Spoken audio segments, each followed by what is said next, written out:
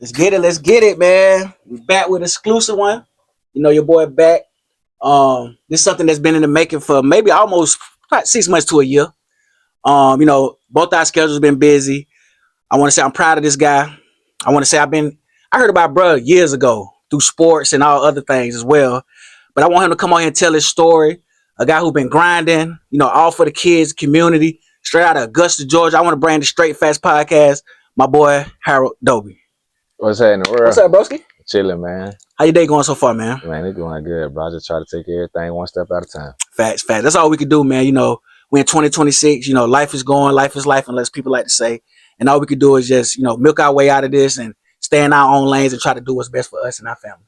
For sure, bro. But I appreciate you for pulling up, man. Straight Facts Podcast. I know you got a busy schedule. You know what I'm saying? You've been grinding and traveling and stuff like that. So I appreciate you pulling up. Man, no problem, bro. Anything to help the world and the community and the youth, I'm all for it, bro. Facts. So let's get into it, man.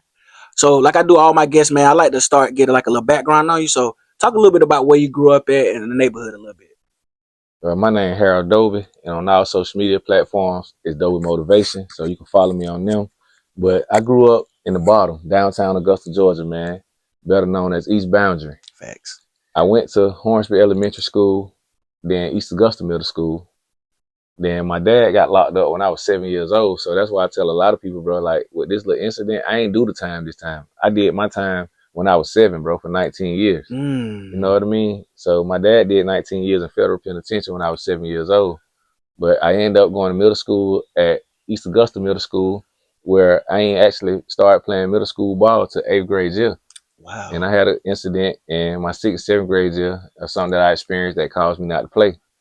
And we'll get into that later on. Okay. And also, I went to Laney. I won co-player of the year with Tony Mitchell when I was at Laney. Okay. So, before we get into that, because you got a lot of awards and stuff that you did. So I just want to start off with your childhood a little bit. Let's talk about. See, you got any brothers and sisters?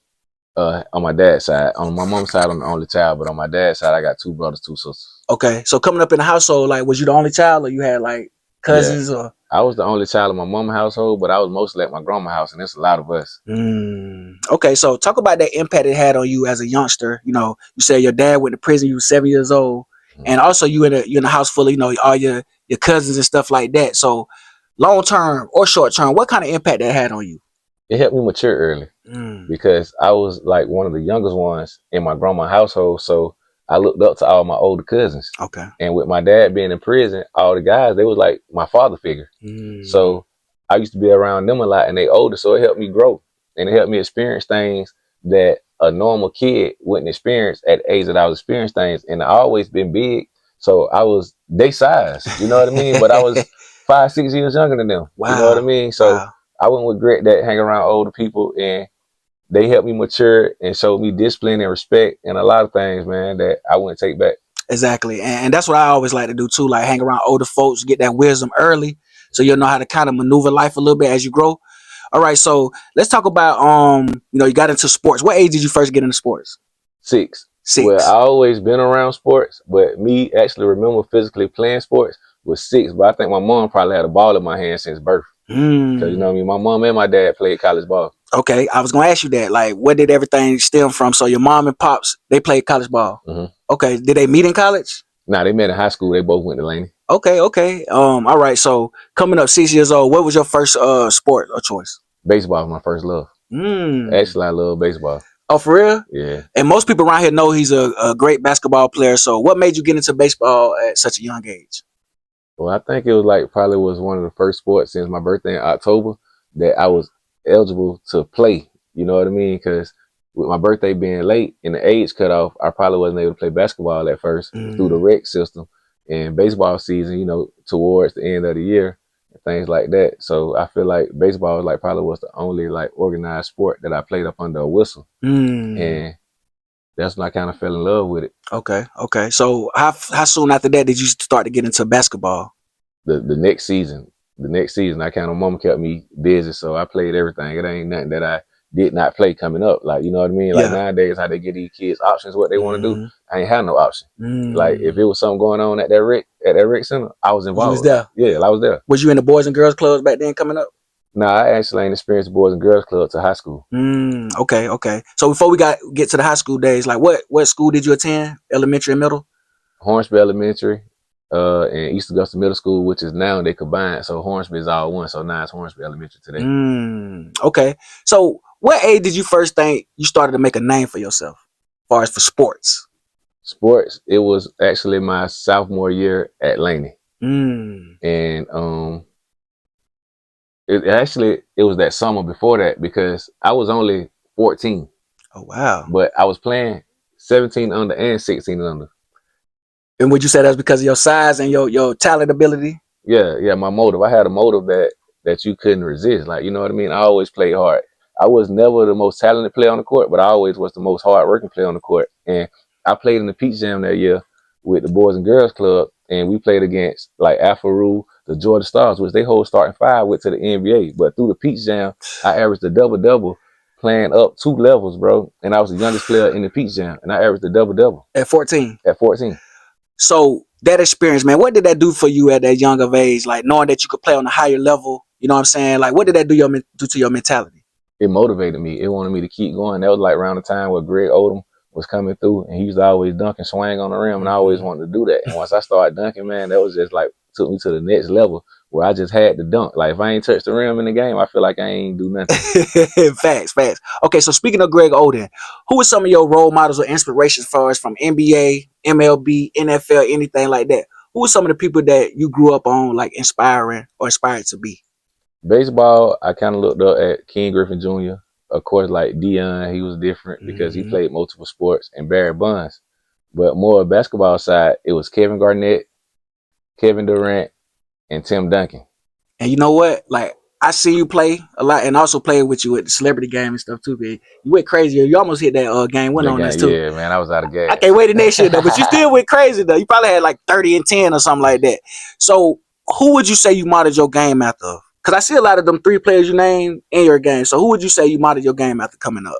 For me, I was the type of player, bro. Like I didn't pick one player to model my game after. I just took the best out of each player game and put it into my game and did what's worked for me. So like I kind of had a mixture game, like, and I played different roles. I was the type of the player where whatever the team need, I'm gonna go do it. So this game I might be the passer. Next game I might have to score. Wow. But no matter what, I'm always be the hustle player. Like, you know what I mean? Like if I had to really after my career, if I had to look down to it, I say I was like a Gerald Wallace, Draymond Green, Blake Griffin type player. But that's like after my career, me sitting around knowing basketball. Facts. You know what I mean? Yeah. It's like different roles that I played because I was a power forward, right? But I had the IQ of a point guard. So that's why I say I was able to do it all. My weakness was I couldn't shoot consistently. For sure. If I would have had a shot, then I would have been a legit 2 or 3. And you say you 6'5", right? 6'5". And like you said, nowadays shoot point guards, that's about almost average 6'5" and stuff like that. So you was ahead of your time. Yeah, for sure, bro. That's what a lot of things in life I was ahead of my time. Facts. And would you say that's coming from being around older folks and stuff like that coming up? You know, well, sometimes a lot of people be born with certain gifts, right? But sometimes it takes certain people to pull that out you. So what would you say you got that hard work dedication from? Like what experiences or what type of things that you got that hard work and dedication from? I think it was actually like you said, it was actually I was born with the talent and the gift, but seeing like the environment and wanting to do better and know better. You feel me? I just always wanted to explore the world, and I always thought bigger than where I was at. You know what I mean? Yeah. So just seeing the world playing AAU basketball and traveling and showed me that it was more to the world. So I always wanted to be capable of living that way and getting up and showing my kids or putting other people in other situations to get an opportunity to see it. Wow. So that's my drive to help others get an opportunity because that's what life is about. Opportunity. And certain people have talents and gifts, but they don't have the opportunity to show it. So my drive and hard work and dedication is to get other people opportunities in life, bro. Wow. And you said a mouthful, bro, because, you know, especially coming up in the, you know, the black neighborhoods and stuff like that, it is the opportunities. It's so much talent and different things that come through us. But like you said, if we don't be seen or heard, then how can people see it? So you're right. That's the number one thing that you got to be seen. So, all right. So let's talk about Laney days. What was your best experience, man? What was your most memorable moments playing for Laney? Because, you know, Laney is definitely one of them ones around here. They definitely been good in football, basketball, but mainly basketball. So what was one of your most memorable moments playing at Laney? Before I get into my memorable moment, man, a lot of people won't really speak on me when it comes to Laney basketball, but I really rebuilt Laney basketball Okay, program for yeah, sure. yeah, pop your shit, bro. For sure, bro. Like before I started playing and becoming who I was, bro, people used to leave after the girls' game. Oh, for real? Yeah, for sure. Like the gym used to be empty after the girls' game. The girls' game might be packed by the time the boys run out. Everybody gone, bro. So the girls was like they've been stamped. Oh yeah, the girls have been top notch for sure. Okay. Always top 3. And for sure. I definitely heard that. I definitely heard that too. All right. So once you got up there, you started to make a name for Laney, like you put them on the map. For sure. Okay. So keep going. And, talk about your. I was a walking highlight reel. Like I say, it ain't gonna be no game when I don't swing on the rim, bro. I probably was averaging like no cap, bro, like 3 to 5 dunks a game at Laney. Wow. And that was easy, bro. Wow. Like I always been a walking double-double in my life, bro. Facts. It's rare that I don't get a double-double. And if I don't got a double-double, I probably got 30 or better. And just hearing you speak in your experience, it sounds like that you always had that mentality. Like I can't not lead this game without getting my points, my rebounds. But it sounds like you was a team player too, though. Oh yeah, I was, bro. I was a dog. You know what I mean? They call it a junkyard dog. You feel me? And I remember this to this day. Like when I started getting recruited by Florida, they told me I reminded them a lot of Joakim Noah because I was willing to do the things that other players weren't willing to do, bro. Wow. And the thing with basketball, once you start getting recruited and you know a team, the team primarily already got their score. Facts. So in order for you to get your playing time and don't come off the court, you got to be willing to do things that nobody else doing, bro. So them 50-50 balls, I'm always going to get them. You know what I mean? Getting on the floor, I'm always going to do that. Take a charge, I'm always going to do that. I did the things that you couldn't deny as a player, bro. Wow. That's dope, bro. I love to hear it because you don't hear from young players like that, how they was dogs and did whatever it took for the team to win. So getting up to your memories, what was your most memorable moment playing at Laney? Was it a game, a team y'all played against, your highest scoring point? Like which one? It was a team, bro. Actually, okay, this is what happened. Swainsboro. Tony Mitchell was coming to town. He hadn't played. They hadn't played every school in the CSRA already, and I think he was averaging. You know, he was one of them guys. Facts. He was a McDonald's All-American, you know, so he was top 20 in the nation. Wow. And we supposed to play them on a Tuesday, right? But the storm hit, so they canceled our game, and they rescheduled the game. When they rescheduled the game, we the only teams played that night. Oof. Marquee game matchup. I'm talking about Laney, this Laney old gym, so that gym was a little smaller. So it's packed house, bro. I'm talking about people standing baseline to baseline, dog. First play of the game. This man come out, take me baseline, reverse slam dunk. Ooh. I said, ooh, I'm in for a long night. But I can't right back and answer, bro. I gave this man 28 points. I had 28, bro. For real? And people ain't really know. I was listed. I was a junior at Laney, but I really was a sophomore in my class, bro. I was always a grade ahead. And people don't realize that about me. People think I'm older than what I am. Wow. But really, I always been a grade ahead. And that was one of the games that actually went wire for wire, bro. And I ended up losing the game, bro. We was down 2 points. I got fouled at the end of the game. I missed both free throws. Wow, for real? I missed both free throws. I'm going to tell you the crazy part about that, though. The next night we played Westside, I came back and hit 38 free throws. 38? 38 free throws, bro. What? They were trying to do the hack and shack thing. Because you missed the little 2 free throws. And that was always one of my weakness, shooting. But they ain't know I was locked in, bro. Like, my mom wouldn't let me live with that after the game after missing them 2 free throws. And she was saying you had 28 and 15, but you lost the game at the end, so none of that mattered. And that whole car ride, the whole next day, that was just on my mental, bro. For real? For sure. That's hard, bro. I love to hear it and love to see how intrigued your mom was into you because, like you said, they was former athletes as well. And so it seemed like you was born with that dog, but it seemed like it's kind of translated too from your parents as well. And so, okay, so Laney, you said Tony Mitchell was the best matchup and stuff you had. What was your high scoring game at Laney? My high scoring game, I think it was probably that Westside game. I think I ended up with like 46, 47, bro, something like that. Okay. And y'all ended up winning that game? Yeah, we won that game. Okay, for sure. All right, so I remember you said you end up. So how long you end up playing at Laney? I ended up playing at Laney actually 1 full season at Laney, bro. So what happened after that year? I transferred to Oldsmar Christian. I started getting recruited by schools. Actually, Clemson was the first school that I got recruited by. Wow. And once we started interacting with each other, and that's when I started meeting Kurt Willer, Sean, Chris Leverett, and all them, and they started getting more into my life. And this the part of the game that I didn't know about at the time, and I try to preach to kids now, is they start telling me about the SAT, the ACT, the clearinghouse. I never knew nothing about that side of the game. For real? So they started telling me to take the SAT, the ACT, and all this, and then they asked for my transcript, bro. When Clemson saw my transcript, I had like a 1.8 GPA, bro. Wow. And so it was just, I was doing enough to stay eligible. But as the school system, they wasn't telling me, I guess, because I don't know. Because like you said, like, especially for your athletes, I'm pretty sure like the athletic directors, all of them are seeing your grades and stuff. So you're right, they're the ones that's supposed to kind of tap in with you to let, hey, now you got to get this grade up now if you're trying to go to the next level. But was it many people that were trying to push you to that next level in high school, or did you notice there was a lot of politics with, like, it's all for like self and, you know, bump the kids? Like, your experience though.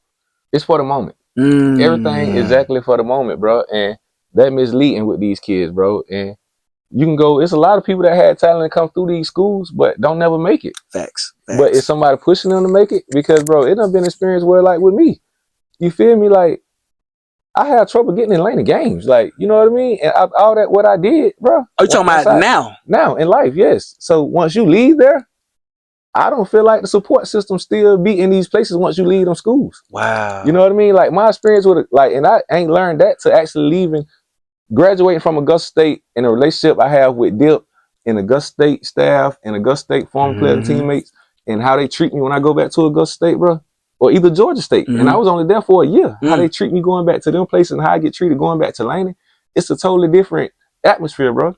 And even when I left Laney and went to Oldsmar, it was people spreading rumors and saying certain things like the talent ain't good up there. He ran away from this, ran away from that. It was people talking down on me, bro. Wow. That's just like life. You know what I mean? Yep. So I feel like people there for the moment. But once you leave them environments, if you don't go to where they think you're supposed to go or live up to the expectation that they want you to live, bro, people throw you to the wolves. Wow, man.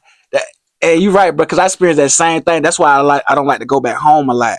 You know what I'm saying? People think they know why this happened or know when this happened. So when you experienced that, so when you went to Old Mars Christian Academy, Florida, what was that experience? Because you said they treated you good, right? Because I do let a lot of people know that a lot of times strangers treat you way better than the people you grew up with. So talk about that experience, man, transferring to Old Mars Christian Academy, and why did you transfer? All right, first, before we get into that, matter of fact, go back to piggyback what I just said. Justin Durham, he was our coach at Lane at the time. Okay. When I told him I was transferred, bro, he actually took it better than what I expect. That man told me to go better my life, like go better my career. Wow. So he was actually one of the guys that actually told me to leave and was excited for me to leave. And he was the coach at the time. And so he wasn't chasing no state or nothing. And now he's the principal at Cross Creek. And I see he just won principal of the year. So shout out to Coach Durham. Salute. But yeah, at Oldsmar, bro, when I went up there, I ain't know a soul. And how I got there to Oldsmar was Shaka Smart. Wow. Shaka Smart was at Clemson. He was recruiting me at Clemson. Wow. So when he left Clemson, he went to Florida State. I mean, Florida, my bad. I'm sorry. He went to Florida. He started recruiting me at Florida. Dang. And Ryan Pannone is actually the head coach at Arkansas State right now. He was with Alabama last year. Wow. But for Alabama, he was the assistant coach at New Orleans Pelicans. He was the coach at Oldsmar at the time. And they had connections. Shaka Smart and Ryan Pannone had connections. And like I say, my GPA was low. And they were telling me if I want to go to college, I got to leave Augusta. And they were saying it was more about my atmosphere and my surroundings because they know I came from a lower class environment, from the projects and things like that. Wow. And so in order to do better, you got to see better. And sometimes you got to get pulled out your comfort zone to bring that other side out you. And so they were saying that it's best for me to leave Augusta. Okay. And I hadn't found out I had a baby on the way too. Wow. So that changed my whole mentality, bro. Finna be a father, 15, found you got a baby, 16. So I wanted better for my kid. And I know how the experience of growing up without a father. Like I say, my dad went to prison when I was 7. So I wanted better. So it wasn't nothing at that moment I wasn't willing to do to better my life, to make a better environment and a better life for my kid. And going to Florida, bro, I ain't know a soul. It was 9 hours away, bro. I ain't know a soul. I ain't know where I was going to stay at the moment. I ain't know nothing, For real? So you went out there by yourself? My mom drove me. My mom and my cousin drove me, bro, but they dropped me off. Wow. When they dropped me off, bro, me and my mama cried. Like, you know what I mean? Like, she knew it was better. She didn't want to let me go, but she had to. And I went through that first workout, bro, and I ain't meet the family I was staying with till after that first workout. Oh, for real? Yep. Jordan Fair, which his mama, Miss Michelle, shout out Miss Michelle, she took me in, Miss Fair, bro. I stayed with her for a year. Jordan actually assistant coach right now at Arkansas State also. He done been, he was at Louisville with Rick Pitino. This is crazy, so man. He actually there now. I stayed with them for a year. And the year after that, I stayed with the Horns. Shout out the Horns, Thomas Horn. I still talk to him to this day. Wow. You know what I mean? He called me son. Like, And all these white people, bro. I just about to say, bro, All like these white this people. dope, man. So what would you say the biggest? Sorry to interrupt you. What was the biggest things you learned from them though? Because you stayed a year with both of them, right? Yes. What was the biggest life lessons on and off the court that you learned from staying with them and getting treated a different way than down here? Living in a different environment, different cultures. It's definitely was a different way of living for me. And just by them opening their doors and accepting me in, bro, and treating me like one of their own, that will show me that it is good people in this world, bro. And go back to what I was speaking on earlier. It just showed me that some people need an opportunity, and they gave me an opportunity to change my life. Wow. And it did, bro. This dope, man. I just love to hear, you know, because like you said, you've been through a lot from a young age all the way up to that point. You know what I'm saying? So making that translation, you know, going down there. So let's go on the court. So how was it like? What was the biggest difference you would say as far as playing basketball up here and then going to Florida? Going to Florida, they actually shaped my game.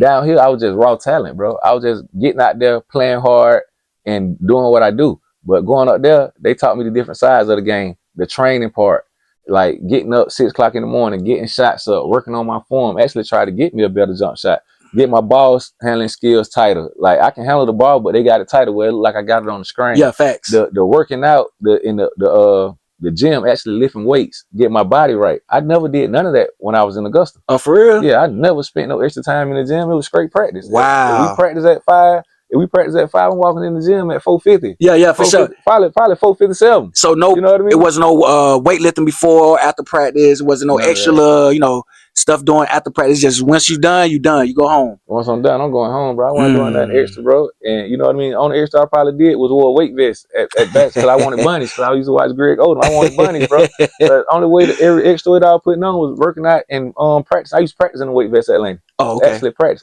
Wow. So that was the only thing, bro. I went through like down here as working out experience or getting extra work in. So definitely was getting the extra work in, and now that's a big part of the game. It is. And that's the difference between being a good player and a great player. Putting in that extra work. Putting in that extra work. And not even just like working out individual, but playing too. Like we used to play pickup. Like I played pickup and stuff like that when I was in Augusta. So I ain't gonna lie about that part. Facts. But actually playing with people that know the game and talented and on the same level as you and trying to go to the same place as you. Around here it's more just like a bunch of street ball. Facts. But up there it was more organized basketball with people that's going to college or been to college that's coming back. Wow. Basically like what David doing now. Yeah. It's been going on up there. We behind the 8 ball down. We are. And shout out David Beard too, man. Who would you, before you went to Florida, we're gonna get back to Florida. Who would you say the best player you played against in Augusta though? In high school? In Augusta, I have to say Tony Mitchell. Okay, like, Tony Mitchell. Counting the whole CSRA. Yeah, well, okay, that's CSRA. But far as like the city of Augusta, cause what Tony Mitchell played at? He played at Swainsboro. Okay, so the city of Augusta, who was the best? It ain't got to be the matchup or whatever, just the best player that you played against. The best player I played against in Augusta, bro. That's a hard one, bro. It got to be that Glen Hills team because they had so many different talents and everything like that, bro. Chris Reynolds was tough. Jarrell was tough. All them boys, you know what I mean? And it's crazy, like me and Reggie best friends, but I never played against Reggie. I never got. I just about to ask Reggie. For real. No, I never played against Reggie, and I ain't played with him actually until we had that little semi-pro team, bro. We never played against each other or nothing. And people's always ask like, coming up, have y'all ever played 1-on-1? We never finished the game. Oh, for real? It's too competitive. Yeah, both y'all got that same mentality. Yeah, we never finished the game, bro. He'll come, oh, you just gonna bat me down, then hit. So we never finished the game, bro. We just both too competitive. Facts. Okay, so this one, who's the best player from Augusta, man? Period. Like you ain't have to play against them. Like just through different eras. Who, in your opinion, who is the best player from Augusta? If I don't believe in myself, who gonna believe in me? Hey, you feel me? Let's get it, man. But if I had to pick a player, bro, and like it's crazy he ain't get to reach his max potentials, or if you don't really know, Donnell Brown, bro. Rest in peace, Donnell. Rest in peace. Donnell. Who he played for? Josie, bro. And the city know who you talking about when you say that name. Oh yeah, for sure. They gonna know Donnell Brown, bro. And the other one that probably never people got to see that would have been tough, Diesel. Robert Seymour, bro. Who he played for? He played at Josie, but he ain't make it past 9th grade. He ended up getting in some trouble, bro. I'm talking about football or basketball. Wow. Dude was like that. Wow, man. Dude was like that, bro. It's been so much talent to come through Augusta, though, for real. Like, these names, I done heard these names before, and it's a long list of, like, other names through different eras and stuff, including yourself, that done stamped themselves. All right, so we're going to get back to Florida. So what was some of your most memorable moments on the court, man? Like, who was some of the top players that we might know their names, or, like, how was it on the court playing down there? It was a different, man. It was different. Pernone had a different work ethic than any coach, bro. We might play in Oldsmar, which was between Tampa, at 6 o'clock, bro. And right after that game, we might be driving to Miami, bro. Wow. With Miami cross town in Florida. After that, we might be coming back to playing Spartanburg. Dude had a different effort, bro. We played 100-something games, dog. For real? No lie. Yes, we playing 2 or 3 games a day. God Pernone dang. was different, bro. For sure. His work ethic was different. And it shows now to what he had in life and what he had in his coaching career, bro. He did it the right way. He took every step. He done coached on every level. Wow. From overseas to NBA to going to the Final Four to being a head coach. And some of the players that I played against, bro, I done played against John Henson. I done played against Dominique Cheeks. This in high school. Kenny Boyne. Dang. Brandon Knight. You feel me? Yeah, these are good names, yeah.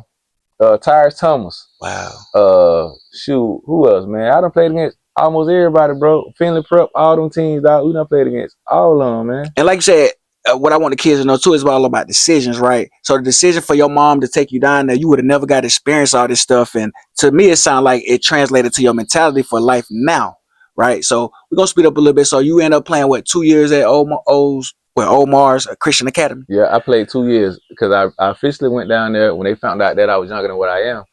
They told me I need to stay back here and go to my right class. And when I did that, that shot my rankings up. And I started getting offers from every school in SEC, ACC, everywhere, bro. Wow, that's dope. All right, so after school, did you end up getting a scholarship from down there? I signed to Georgia State. You know what I mean? I had broke it down to either Georgia State or VCU because, like I said, I was getting offers from all these schools, but VCU was Shaka Smart had got the head coaching job there at VCU. That's crazy. They went to the Final Four. Facts. Oh, so, yep. So that was there, and at Georgia State was a dude called Coach Smalls. He had been with me through the whole recruiting process, and I'm big on loyalty, bro. And I had ended up hurting my knee my senior year at at Oldsmar Christian, and Coach Smalls used to always check on me and everything. So I dropped down to them two schools, and I always a firm believer of going somewhere that love you, not somewhere you love, because you're gonna end up transferring anyway. Yep. And you know what I mean. It's a politic thing with this basketball. If you get you can be starting, but if all American come in the next year, you might be sitting down because they done invested in this kid. Wow. And so that's why I ended up choosing Georgia State. Okay. So I got a full ride at Georgia State, and I also held the record at Georgia State for about 6-7 years for the most points scored in a freshman debut. Wow. Speaking of that freshman debut, what did you end up scoring? I had 19. 19, okay. At McNeese State. Which is another good top program. And Georgia State is a good program too. Like I remember when they a couple years ago, I think was it that father's son? RJ Hunter. RJ Hunter. Yeah, shout out RJ. RJ Hunter. It was pulling up from half court, boy. Yeah, he won the game on the buzzer. Was you? That was your era up there? I was okay. So the year they freshman year RJ dad duo, that was my last year at Georgia State. His dad was the one that actually let me go. Oh, for real? Yeah. Wow. Okay, so let's talk about that a little bit. What went into the process of you getting let go? Was it something on the court, off the court, or you just wanted to see bigger things, or you feel like you didn't fit his coaching style? It was off the court, and that's why I tell people today, watch everything you post on social media. You know what I mean? And I've always been a big influence everywhere I go. Like whatever room I step in, I don't know what it is, people adapt to me, and I'm a people's person. For sure. And so at Georgia State, right? I told you I left Laney. So 2 years I was gone from Augusta. Okay. So every time I come home, first thing we do when we come home, what we gonna do? We're gonna go hang out. We going to party. Yeah, facts. You feel me? And cameras wasn't that good back then. So if you see a dude in the club with a camera, you snapping it up. That's your profile pictures. That's what's going on your social media. Yep. And so over the 2 years, I had accumulated a lot of pictures from going out in the club. You feel me? And I was posting on my social media. And so when it came to him to pick some players who got to go, because he wanted to bring in his group of players from where he had came from. And so we're doing our one-on-one interviews and everything. And we had meetings and all this. And it was rumors that all I did was party. Wow. But at this moment, this summer, bro, I wasn't even going out or nothing, dog. I wasn't even going out or nothing. You was on the grind. I was on the grind because I was trying to impress this new coach. Facts. You feel me? And I'm trying to have, I always heard of sophomore slump. Yep. So I wasn't trying to have no sophomore slump. So I had to get off that freshman 15. I was trying to get better. I was actually grinding. Wow. But so we had an incident where in Florida, you only need 3 maths to graduate. Okay. In Georgia, you need 4 maths. Wow. So I came in as an in-state kid. Yep. So they signed me as an in-state kid. That's how you get the more money. So they figured out that I needed 1 more math. So we had, after this meeting, they told me I need to go take a math test.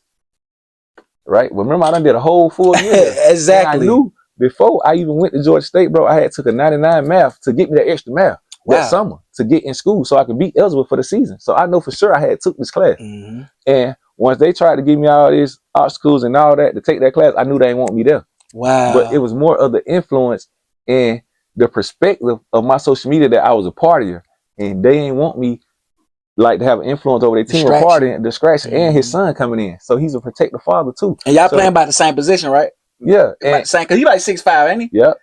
And that summer, RJ had adapted to me, like we was cool. So it's more like, man, we got to get this from my son and his team. And so that was one of the reasons why I left Georgia State. But it was off a perspective, off my social media, because all my pictures, if you pull it up, was at a club. So I can go out there now. I tell kids, they watch what you post because it's follow you. Facts. It definitely does. And you never know where the information gonna come from. It might be somebody in your circle. You know what I'm saying? So yeah, you're right. Be careful with what you put. And you didn't do that too. It was just pictures. So it ain't like it was a video of you, smoking or doing something crazy. But like you said, it's the small things. The environment, bro. Yep. And it's crazy to go back. You saying like somebody in your circle. Actually, one of the coaches that was on the staff was one of the AU coaches with us with Team Truth with Kurt, bro. And he was on the staff at Georgia State. For real? He ain't had no voice. But that's when I learned too. It come down to it. Time somebody pick their career or pick you, they gonna pick you whether you wrong or right. They gonna go with they yes man. Every trip. That's what wrong with the world today. There's too many yes men and not stand up guys. Facts. And that's what you don't need all them in your circle. You need somebody who's gonna let you know you're doing wrong. You need to get better at this and stuff like that. So okay, so man, that's a crazy way to, but everything happened for a reason. All right, so you end up transferring to Augusta State. Okay, Augusta State. But right then though, I didn't go to Augusta State. Okay. Coach Smalls, he left Georgia State that year too, right? When they fired the coach, he left. He went to Murray State. Another good program. Bro, they had Cameron Payne, Isaiah, all them boys, bro. Kenny, like, you feel me? I remember that year. They had produced NBA players, bro. Facts. But I'm going to tell you my mentality at the time where if the rules was like it was now, I'd be at Murray State. NIL. And if you can transfer and don't have to sit out. Yeah, yeah. That was the thing. And I wasn't a big fan of school.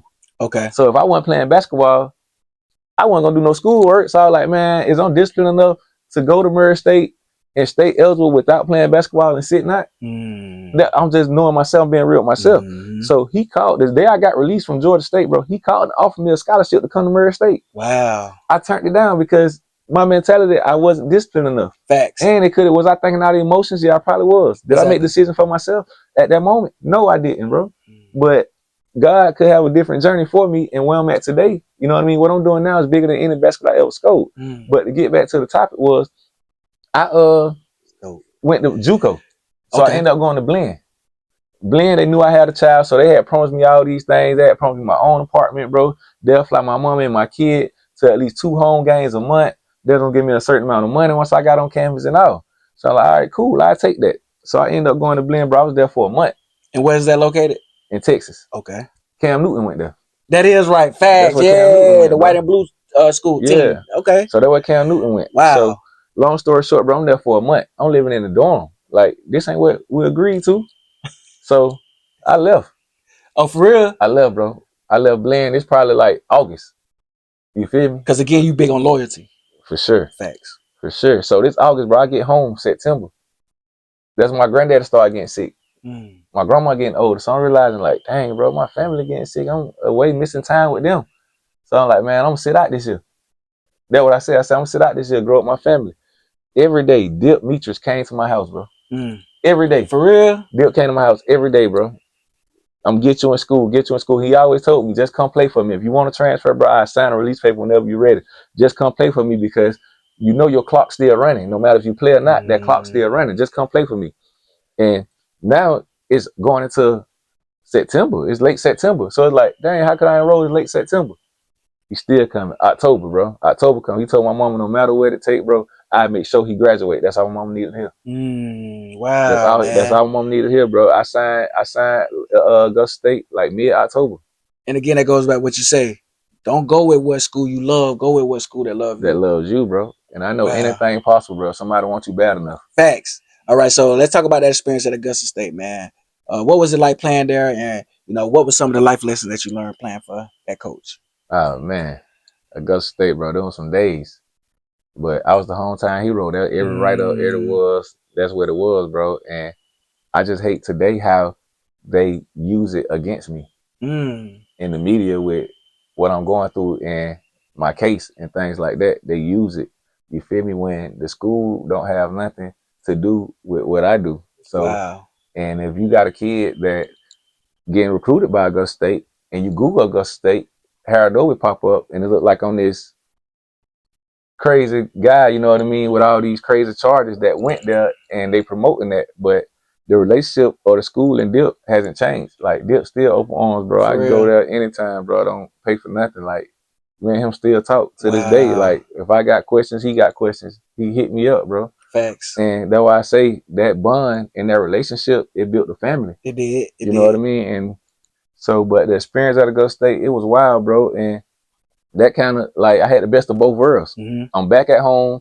I know the streets, and now I'm on a college campus in the man in college, bro. It was like it was a dream, bro. It was a dream. It was a dream. But for sure, man, if I had to do it all over again, though, bro, I strictly stick to the college side because, like I say, all the choices I made and everything that I made in life, it kind of came back and hunted me through my situation and what I'm facing now, perspective over reality. Facts. Okay. All right. So that segues into my next one, man. Like, because the case is the case over? Nah, it's still going. It's still going.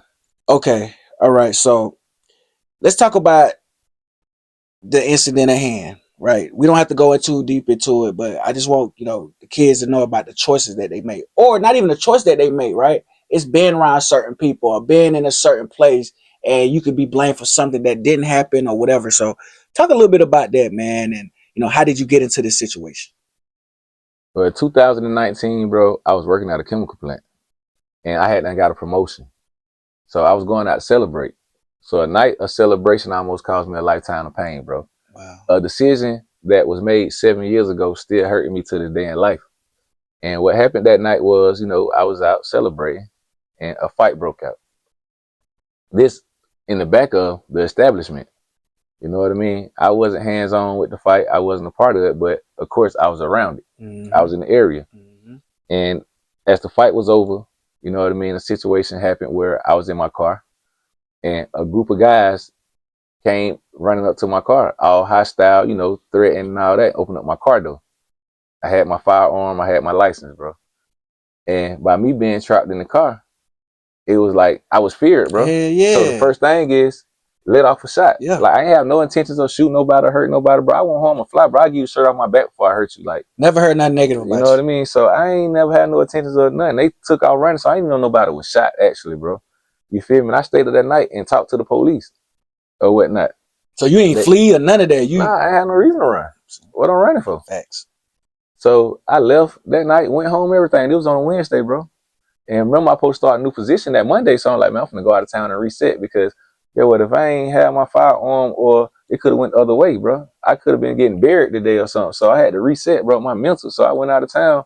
And while I was out of town, my phone going off, bro. I'm talking about missed calls from everybody calling. Like, you watch the news, I'm getting text messages. You watch the news, you want it. You want it. Aggravated assault, aggravated battery. Like, I was just this killer. Wow. So I ended up calling my mama. She was like, the investigator police got the house around it. Talking about you want it. I say, for what? Hey, for shooting somebody. So I like, what? So I like put the investigator on the phone. So I told him like, hey, I'll be down there Monday morning. I'm out of town right now. I'll be there Monday morning. Facts. So I did just that, bro. I came Monday morning. I turned myself in that Monday. And while I was down there, I probably ended up getting to the jailhouse, I want to say between 10 and noon or whatnot. And I'm just sitting there waiting, like just waiting. And I went and knocked on the window like, hey, I'm here to turn myself in or whatnot. She's like, well, we still getting the warrants together and we got to let all the news clips run. I'm like, let the news clip run. So I ain't get booked and processed till after 8 o'clock, bro. After the news had done ran and say Augusta State basketball player still on the loose and all this, bro. We don't rat down these folks' facility. And with that, like I know it's so many politics with the court system and stuff like that. It's like they trying to add on something to make it look worse than what it really is before you even get the process started. So you going in behind the 8 ball off top when everything sounded like it was self-defense and you had to get out of that situation. Like, you know what I'm saying? So damn, man, that's crazy. So let's just touch on a little bit about, because I want people to know, like, when you hang around people or you out here doing crazy stuff which you wasn't, how that court process is and how you have to be prepared what comes with it. Accountability, bro. First, you have to hold yourself accountable. And me going to prison, I did a lot of self-reflecting. And if you got the book, both of my books, that's where they mostly big on accountability, because just like I stayed while the fight was happening, or I stayed to the end of the bar was over, I could have left. Yeah. You feel what I'm saying? Yeah. So I go back to the initial reason and the root of the problem of me staying around and sticking around. For sure. So I could have left, bro. Yeah. So a lot of people don't see that. Like, we can say it's the environment we in, the people we around, but we choose to be around them people. It's choices. We choose to go to them places. That's a fact. We choose to stay around till the lights come on. Mm-hmm. You feel what I'm saying? So it's all about being accountable and holding yourself accountable, bro. And even with the system, ignorance to the law is not an excuse. So if you out here doing everything under the sun, you better know the rules and laws to the things up under the sun. Because ignorance to the law is not an excuse. We always system blame and blame the system when it's not the system. We, the people, allowing the system to do that to us by not knowing the laws of the system, or not standing up when we know something is wrong or right. You feel me? Because wrong is wrong, right is right. Facts. But we sit back and keep letting it happen, and we'll squeal about it and talk behind the victim, scenes. Blaming. Yeah.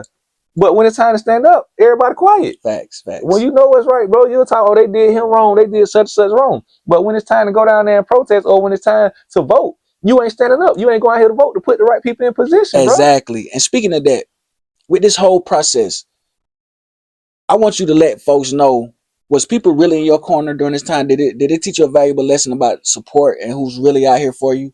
Like, how was it still going through this process? Was people still in your corner, or you learned that people just talk more than they really action? I learned that people just, for the moment, I wrote a poem while I was in prison, bro. It's called No Longer Valuable. Wow. People only value when you're beneficial to them. You feel what I'm saying? People tolerate you, but they don't value you, bro. Like, when you beneficial to them, they can get something off you, they all for you. But once you gone out of sight, out of mind, bro, you go into a situation you can't help them. People don't forget about you, bro. Yeah. And I learned that in prison, bro. Like, my mentality dealing with a lot of people, bro, betrayal, backstab, I done went through all that now. And my mentality different, so I treat people accordingly. You know what I mean? Facts, man. Cause I'm gonna ask you, like, just hearing you talk, bro, like, it give me chills, man, to see that you done, it sounds like you done learned your valuable lesson, and just different experiences that change you as a man and how you your outlook on life. And so, like, would you say the experiences and everything made you look at the world different and make you move different now to this day? For sure. That's why my book called Blessings in the Dark. And it let me know all dark moments not a nightmare. Wow. Even though I was going through my darkest moment and I was at my darkest time in life, I found my purpose in that moment, and I rebranded myself, and I reshaped my mindset and my mind frame, bro. And it let me know your location ain't got to be your destination. If you change your mindset, it'll change your life. And so I started changing my mindset while I was in prison. While I was in prison, like you said myself, I was in isolation, not in prison. And so once I started seeing that vision that I'm just in isolation, bro, I started bettering myself and holding myself accountable. And that's when I started writing the books. That's when I started going back to school. I went and got 9 other certifications while I was in prison, bro. Dang. You feel me? Why writing a book?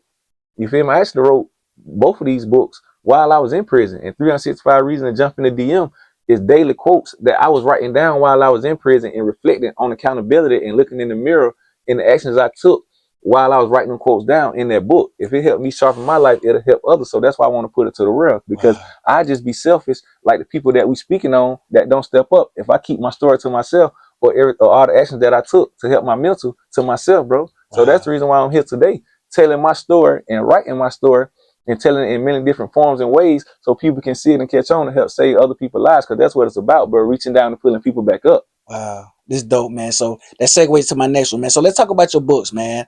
You said Blessings in the Dark. Also 365 Reasons to Jump in the DM. Let's start off with Blessings in the Dark.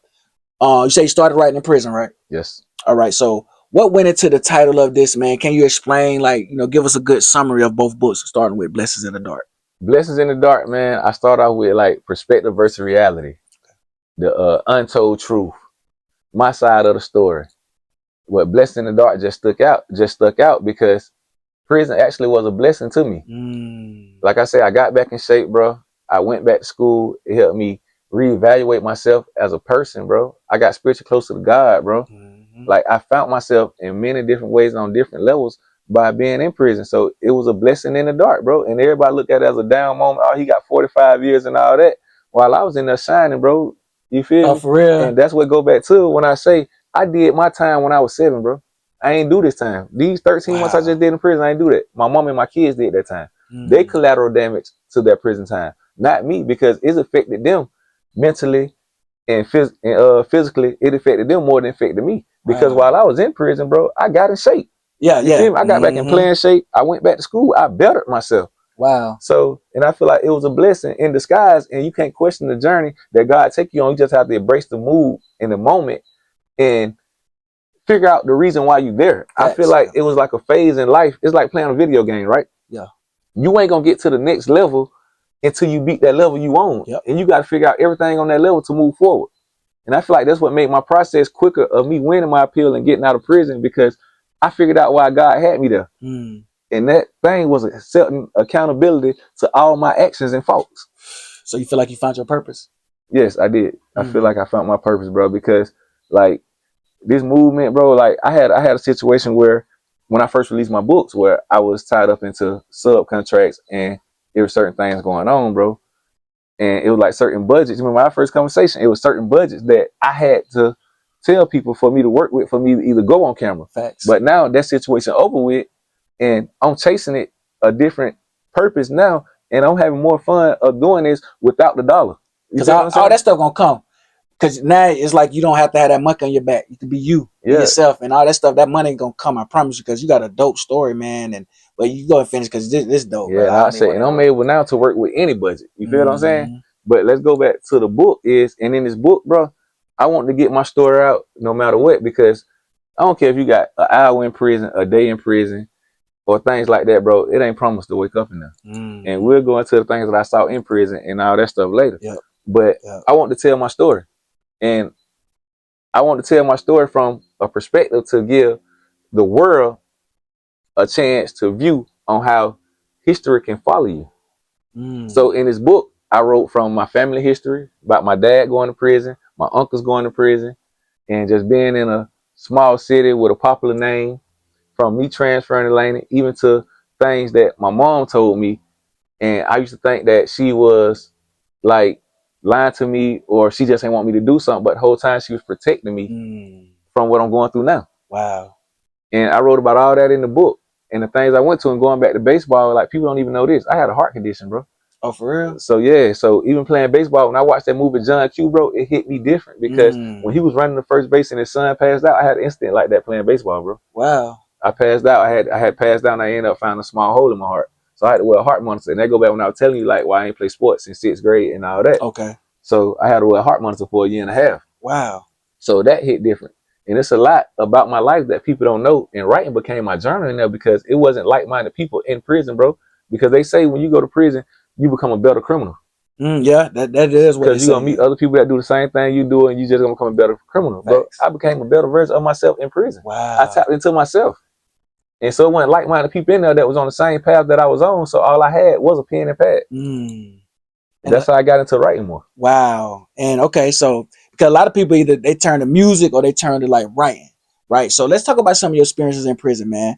Like what would you say is some of the crazy experiences you've seen in there that really got into you? Like, man, this ain't what I want to do. This ain't where I want to be. First, bro, just like the living environment. Yeah. Even going through Jackson, bro, you got rats the size of cats running across you while you laying down, or just sitting running across the pipes, bro. The way they feed you, bro. The meals, like they don't ain't nothing, bro. Like sanitized, the food, the right amount of proteins and all this. Oh, bro, you might get a tray full of vegetables or something, bro. Like for the same thing for the week. The meat half done, bro. You go to breakfast, you stick your fork in the grits, the whole thing come up with it, bro. It's like going from eating steak and shrimp, eating slop, bro. Facts. I wouldn't wish prison or jail on nobody, bro. Them folks don't treat you accordingly like humans, bro. They treat you, animals living better than the people in prison, bro. You probably go to an animal shelter and go to a prison. The animal shelters probably look better than the prison. Yeah, I heard that a lot. You feel me? Like you got people walking around there with swords bigger than your leg, boy. Like every day you wake up, it's a missing tooth or a black eye. People beating up on each other, dog. Like taking it's real back there, boy. So how would you say you stayed out of all that trouble, man, and gangs and stuff like that? Like what would you say separated you from all that? My mentality, stand to myself, bro. And whatever energy you give out, the energy you gonna give in. Yep. You feel me? Like I never got involved in the internet or either he say, she say, or even talk to nobody before they even put me in things. So I stayed to myself, bro. I just wrote and worked out, bro. I had a bigger mission. I had to get out of prison, bro. So I went to the law library. I worked that. I kept my time occupied, bro. I gave myself short-term goals to achieve. Like, I'm gonna go ahead and learn 5 laws. I'm gonna go ahead and look at 5 other cases. Like, you feel me? And that occupied my time and helped me stay away from the negativity and everything what was going on. Would you say by you diving into the law library and all that, that helped you with your appeal? Oh, very, for sure. I wouldn't be home today if that wouldn't have been part of the process, bro. And that goes to ignorance to the law is not an excuse. When I was getting sentenced and I was going through this problem, this situation, I ain't know nothing.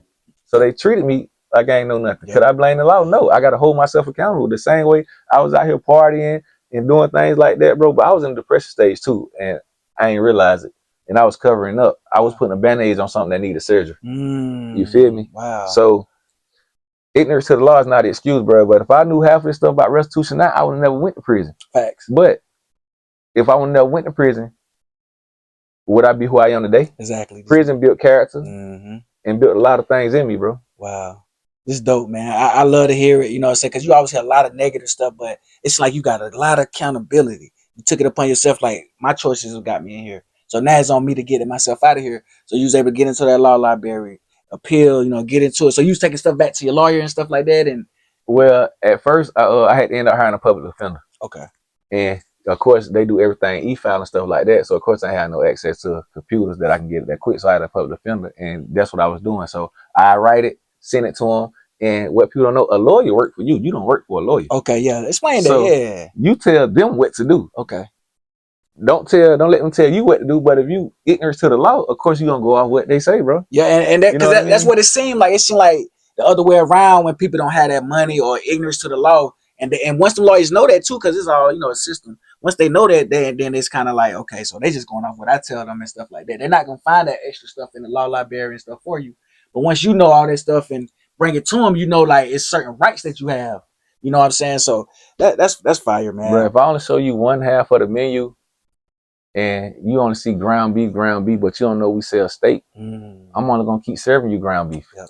So with the law, if you don't expand your knowledge or know the law, the lawyer only gonna keep giving you what you know. And that's where they gonna satisfy you at in that area what you know. And that's why a lot of people taking pleas to this day, bro. The plea deals at an all-time high because people not taking the time to understand the law and they just going out these lawyer words. Wow. And half of these lawyers got caseloads. They dealing with 15, 20 other clients. So of course we're gonna try to get this caseload. If you cool with probation, all right, cool, let's go ahead. Let's get it out the way. They're taking plea deals on cases that they can possibly beat in trial. And they give you all these cases and give you all these high numbers to scare you away. But really, in reality,